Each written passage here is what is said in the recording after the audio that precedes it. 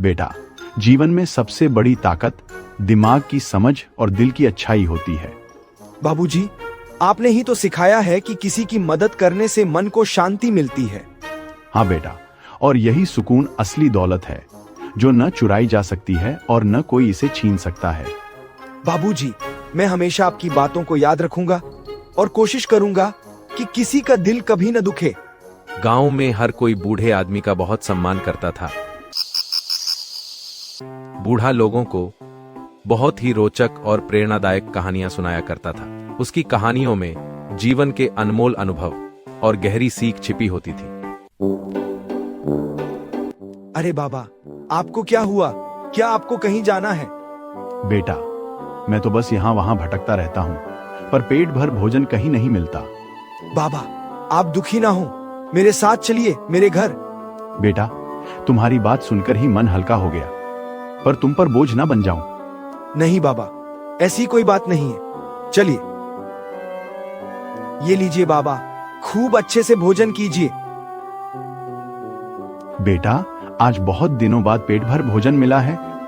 तुमने मुझे भूख और थकान में सहारा दिया, इसके लिए मैं तुम्हारा हमेशा आभारी रहूंगा। बाबा, ये तो मेरा फर्ज था। बस आप भगवान से दुआ करें कि मैं इसी तरह जरूरतमंदों के काम आता रहूं। बेटा, मेरी दुआ हमेशा तुम्हारे साथ है। भगवान तुम्हारी हर परेशानी में मदद करे। बाबूजी, आज रास्ते में मुझे एक बूढ़े बाबा मिले। अरे भुवन, कौन बाबा? कहाँ मिले तुम्हें? वे बहुत कमजोर थे, भूखे प्यासे इधर उधर भटक रहे थे। हे भगवान, फिर तुमने क्या किया? मैं उन्हें घर ले आया और भरपेट भोजन करवाया। शाबाश बेटा, ये तुमने बहुत अच्छा किया। अरे भाई, कुछ काम ना हो तो चलो काका के पास, कोई कहानी ही सुन ली जाए, थोड़ा समय भी कट जाएगा। हाँ भाई, मैं भी सोच ही रहा था। चलो जल्दी चलते हैं। काका की कहानियां तो हमेशा कुछ न कुछ सिखाई देती हैं। राम राम काका। राम राम भाई, राम राम। आओ बेटा। काका, क्या आपके जीवन में भी कोई ऐसा किस्सा हुआ है जो हमें सुनने को मिले? हाँ बेटा, एक ऐसा किस्सा है जिसे लोग आज भी याद करते हैं। ये मेरे जीवन की सबसे यादगार घटनाओं में से एक है। आओ, आज मैं तुम्हें वही सुनाता हूँ।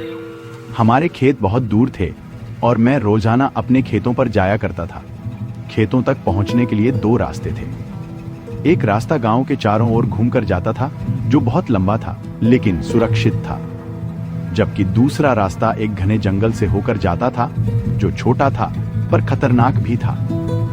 गांव के लोग जंगल के रास्ते से जाने से डरते थे, क्योंकि उनका मानना था कि जो भी उस रास्ते से जाता वो वापस नहीं आता। लोगों का कहना था कि जंगल में कुछ अदृश्य शक्तियां हैं जो राह भटकाकर लोगों को गुमराह कर देती हैं। एक दिन मुझे काम करते करते खेतों में बहुत देर हो गई। देर तो पहले ही हो चुकी है, क्यों न आज जंगल वाले रास्ते से ही चला जाऊं, जल्दी घर पहुंच जाऊंगा। भाई, तुम कौन हो और इस जंगल में क्यों भटक रहे हो? हम तो मुसाफिर हैं जो रास्ता भटक गए हैं, लेकिन अब कुछ समझ नहीं आ रहा कि इस जंगल से बाहर कैसे निकला जाए। कोई बात नहीं, डरो मत, मैं तुम्हें सही रास्ता दिखाता हूं। अरे ये क्या, हम तो फिर से वहीं आ गए जहां से चले थे। अब क्या होगा? क्या हम इस जंगल से बाहर नहीं निकल पाएंगे? अरे भाई, कुछ न कुछ तो जरूर होगा, हिम्मत रखो। इतनी रात हो गई, बाबूजी अब तक क्यों नहीं आए? इतनी देर तो वे कभी भी नहीं करते। कहीं वे किसी परेशानी में तो नहीं है? भगवान करे सब ठीक हो।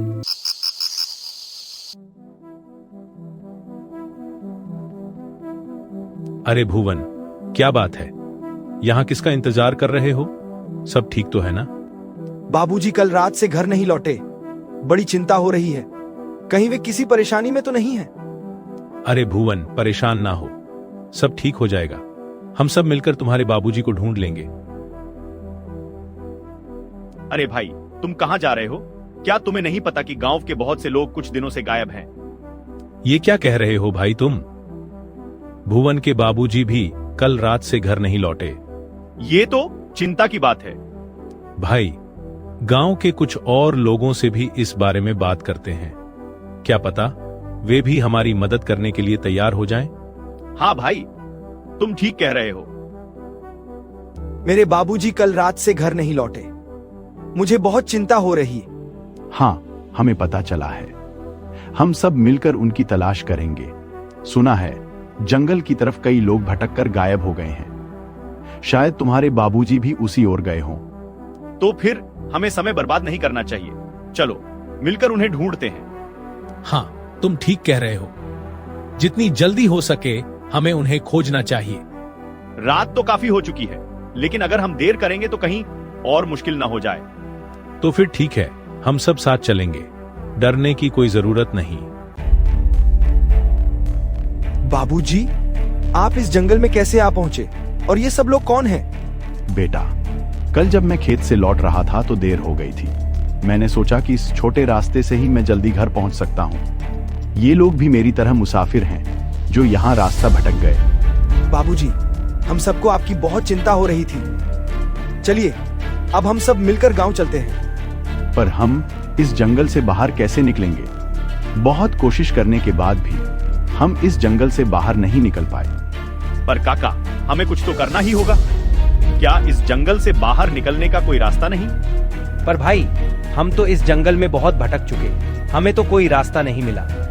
हिम्मत रखो भाई, भगवान ने चाहा तो हम सब मिलकर कोई न कोई रास्ता जरूर तलाश कर लेंगे। हाँ हाँ, तुम सब ठीक कह रहे हो। अब हमें देर नहीं करनी चाहिए। चलो मिलकर कोई न कोई रास्ता तलाश करते हैं। अब वे सब रास्ते की खोज में इधर उधर चल दिए।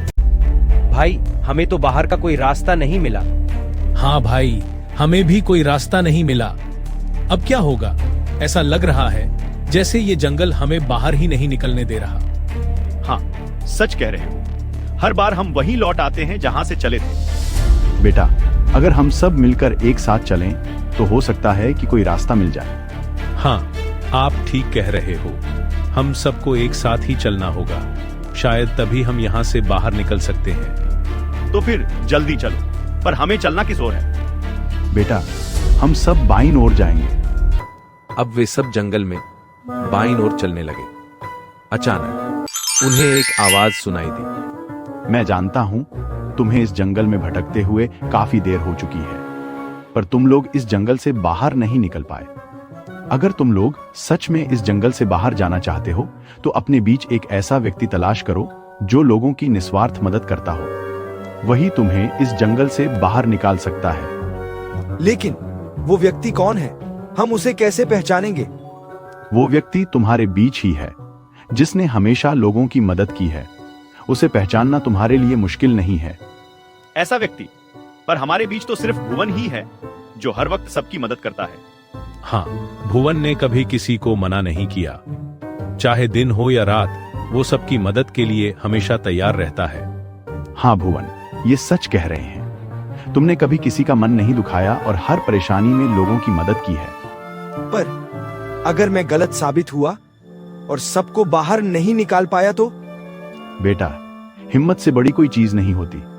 तुम बस आगे बढ़ो, हम सब तुम्हारे साथ हैं। ठीक है बाबूजी, चलिए हम सब मिलकर जरूर इस जंगल से बाहर निकलेंगे। अब वे सब भुवन के पीछे पीछे चल दिए। इस तरह हम उस रहस्यमय जंगल से बाहर निकल आए। काका, आप तो बड़े किस्मत वाले हैं जो आपको इतना अच्छा और नेकदिल बेटा मिला है। सच में ऐसा बेटा हर किसी को नसीब नहीं होता। हाँ भाई, ये तो सच है। शायद भगवान ने मेरी मेहनत का फल मुझे भुवन के रूप में दिया है।